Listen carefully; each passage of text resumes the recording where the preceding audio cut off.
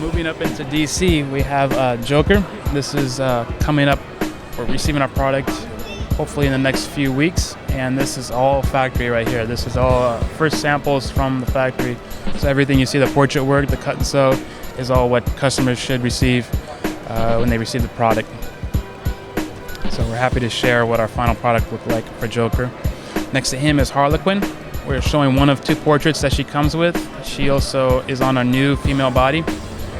She has a corset that is removable if people so choose, but they should videotape how it goes back together because it's a little complex. But of course, it is removable if you prefer more of a classic look. She'll has her giant hammer. She'll have a big giant cap gun, an array of hands, some with her ha-ha brass knuckles, and then she'll also have a syringe. And the tails on her hat are also articulated so they can move around if people want to choose them to help with the expressions. Next to Harley is our first hero for the DC line, Batman. This is on a different body than we showed last year, and this is the final silhouette of the body with some of our articulation we've built into it. Batman will have a couple of different expressions, a couple different portraits, an array of hands. He'll have a grappling hook, his batarangs, and pretty happy to share the final look of Batman with everybody. And we'll be getting into production on him pretty shortly, as well as showing you more images online at Sideshow Collectibles once we have the gallery all finished up. Next up to Batman is Catwoman. Catwoman is on the new small body as well. She has two different portraits. She has a Egyptian cat. She has a diamond. She has a backpack that pops open. She'll have her whip, one that's a fabric whip and one that's a pre-posed whip to hang off her belt. She'll have action feet and standing feet.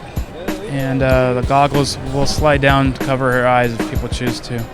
So that is the final version of Catwoman, who is currently in production along with Harley Quinn. Last but not least is Raynor from StarCraft. This is the version people saw last year that was primered. We've done some more engineering to the final version, and we painted up the prototype we showed last year to show the paint scheme that we're aiming for Raynor.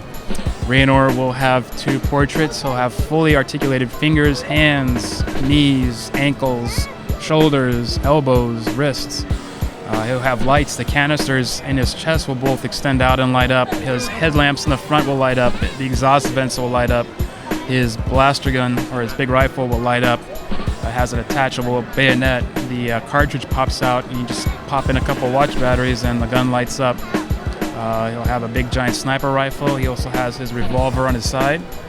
And we're looking forward to introducing him further to the public shortly after Comic-Con, and hopefully there's enough positive feedback that we move forward and get this big guy out. We have plans to roll out Tychus as well, but the first offering is scheduled to be Raynor from StarCraft.